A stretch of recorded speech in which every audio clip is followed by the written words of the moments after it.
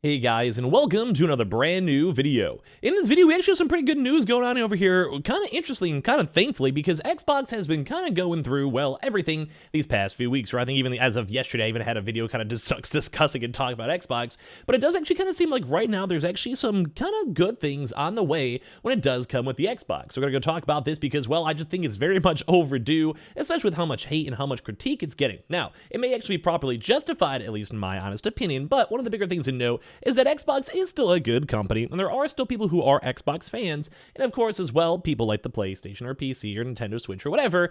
We don't want Xbox to fail. Now, we will call them out because we expect to have a, well, very high standard when it comes to game releases, and of course, I don't want consumers to ever have a really, really bad gaming experience themselves and waste their money, but when it does come for all this stuff, we are kind of happy to go and see the fact that Xbox has some good placeholders and things in the works to maybe, hopefully, try to salvage up the Xbox brand. So we're going to talk about some of the at least kind of good news going on right now. Make sure you guys are subscribed with the notifications on. We have the Twitter and Twitch room down below. Definitely go swing by the Twitch stream. We're going to be drinking, hanging out, having fun. I'm celebrating one of my partner anniversaries, so if you guys want to see me cringing and probably crying and being thankful for everyone just existing and all of you guys watching my content anywhere, which, by the way, always thank you guys for watching, feel free to swing down below. We have the Amazon links down below, and of course, give me your thoughts and comments, and let's talk about some surprisingly kind of good news when it comes to Xbox. Now, as you guys may or may not know, Redfall was literally just released, and the game was probably one of the worst games we've seen in a very long time. Right now, the Metacritic scores keep on dropping and dropping, even after the really bad initial release, which was abysmal as is,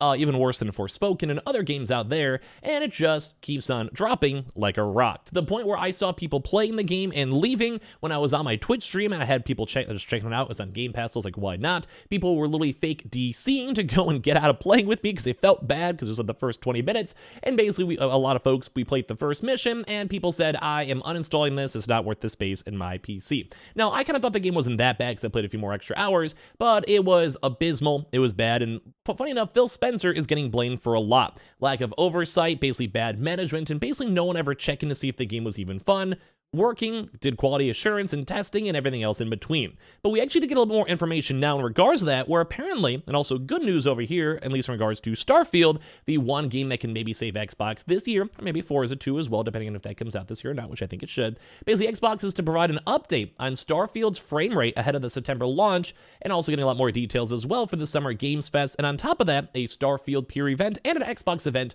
coming out in the summertime in case you guys missed it. So, number one, I think this is going to be a new warning sign over here. If a game is ever 30 FPS on launch, probably something wrong with it, like in this day and age. They had one with Redfall 2, and that's, I don't know how that somehow made it through the systems. Very, very disappointing. But I will go and say that if there's ever a game out there and it doesn't go and hit at least 60 FPS at the start, I don't know what to go and say. So basically right now, we kind of know and been seeing this type of stuff where before it's all of its bumpy launch, Redfalls were making headlines for all the wrong reasons with a last minute announcement that the game would be limited to 30 FPS on Xbox platforms at launch. And what probably hurt the game was only just a few weeks away from launch, which basically left the expectations super low. People were sad, and on top of that too, we did go hear Xbox Gaming's head Phil Spencer saying and reassuring fans that the latest episode of the Kind of Funny Games podcast that they can expect the news on Starfield's performance, thankfully way ahead of its big release. And that was a simple yeah from the Xbox boss. Xbox players can now rest easily knowing that there's going to be a clear message regarding the 60 frames, 30 frames in the summer too as well, probably during the Starfield showcase on the 11th of June. But so number one, we're going to get information on that, which is nice. Number two is that Xbox apparently has a way better handle on assisting and helping Starfield development rather than Redfall, which is this probably the biggest news over here, saying I think we can engage earlier with our different studios. So Xbox boss Phil Spencer has offered some kind of reassurance too as well, kind of just covered over there, that Starfield will hopefully launch in a better state than this week's Xbox console exclusive Redfall, claiming that the publisher did a better job in terms of assisting on development. Once again, kind of go back to this kind of big interview as well, is actually kind of saying that the acquisition of a studio that is midway through a game is, well, hard. And I can understand that. Like, I don't want to give them too much of a free pass because it's people wasted money and lost money on buying this game, aka Redfall. But when it comes to this, like, it makes sense. Like, you have a game that's already been in process for 3 years, you take over the company, and you almost have to be like, do we just let this game go? Do we want to let this go? It's already been worked on. We've paid millions of dollars for developers and staff and marketing. Do we just drop it? Like, we're already losing games as is, we need to get something out there, or do we just go and completely drop it and people get upset? So they probably just went with the first option, saying, hey, we could do what we can do, like, let's just try our best. So basically, when we acquire studios, there are games that are in development, and then there's things that either really are early in development or just not even conceived yet. I think we need to improve on engaging with games that are midway through production when they become part of Xbox, he said, which is true. I mean, granted, this is a brand new acquisition. It's like the first major game. I don't want to give them too many free passes, but as long as it doesn't happen in the future, I can understand that Xbox has some hope. I mean, this is like one of those big wake-up calls where people are like, bro, you need to step up. And if you don't, then this is going to be bad for the company. Like essentially the Activision deal going through, you're kind of back to square one, and I'm sure that's a hard deal nonetheless. We didn't do a good job early on in engaging Arcane Austin to really help them understand what it meant to be a part of the Xbox and part of the first party, and use some of our internal resources to help them move along the journey even faster. We left them to work on the game. Now, it's also going to be maybe a bit like bad management, because if you're the head honcho, you make the calls. Like at this point, like Phil Spencer probably has like 5 other huge head honchos on top of this that report to him directly. So this is like Phil Spencer does have to take accountability. He has to go and say, hey, no, let's see the game. Let's see how the progress is. Give me the honest, real talk. And it's probably awkward with a brand new studio. It's awkward maybe from like just people have to get readjusted and understand their expectations. Maybe even change source coding for Game Pass or Xbox, etc. Like I understand why. But this is kind of still at the end of the day Phil Spencer's fault. But I will say and give him credit, he has been owning up to these issues and been trying his best to make it all work. Like he wants to make sure everything's working at the end of the day. So Spencer went on to say that getting in these collaboration efforts earlier is the key to better success. But when Xbox Game Studios head, Matt Booty, and ZeniMax president, Jamie Leder sat down, I think we can engage early with our different studios. And I do think there's a difference when they come in and the creative is already set in a game, and that's not washing our hands. Every game we ship from our teams is an Xbox game, so we have to take full responsibility for it. Now, once again, people have been kind of hating on Phil Spencer a decent bit recently, but I want to give him some credit. Like, he has been trying. He has been, owning up to this stuff. And if they actually go and, literally listen to what they're saying, it would make a lot of sense. Like, I want them to do well. Like, Xbox has been kind of just in the bad news cycle for a while, but at the end of the day, I want them to do good. I have Game Pass. I want to play fun games. I want to enjoy games. There's probably people who are sub to me who have an Xbox or might consider getting one or have Game Pass, and they want to have good games too. So according to Spencer, Xbox did a better job with Starfield because the game was earlier on production.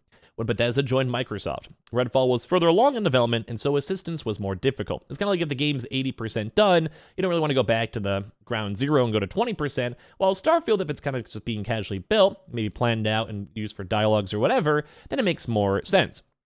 Although that's going to make me a little bit more scarier, because if Starfield's earlier in production with how big this game is supposed to be, while Redfall is a very, very small game in comparison for content, world, and dialogue and everything else, it also kind of makes me a little bit worried about Starfield, though. Although I'm not going to knock it until we go and see more trailers and more information until then. Nonetheless, Spencer said we should have been there for Arcane Studio Director Harvey Smith and the team earlier. I think that's on us, which is cool. He's owning up to it. And then through the process. It's an Unreal game. We have a bunch of studios that have done some really great work on Unreal over the years, and then we were too late to help in that too as well. But thankfully, Starfield is still looking good, and that's where my hope lies. I want Starfield to be a good game. I want Starfield to be great. I want it to be one of the best games I've ever played. I've always enjoyed the RPGs and the Bethesda type style games, like the Skyrims or Fallouts, etc. I like it. I want it to be good. I don't want Xbox to completely falter. So Arcane Austin's previous games were built in different engines, such as CryEngine 2 for Prey. They had Void Engine for Dishonored 2, and then as well. So this is the first time they've used Unreal, which once again can maybe put to a cause of maybe the future games will be a little bit better.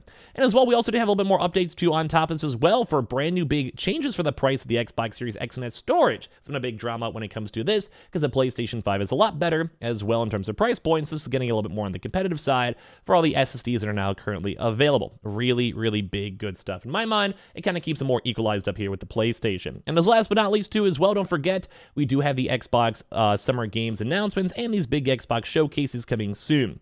Don't forget about that one. We have the Xbox Game Showcase, so hopefully we'll have a chance to see more games.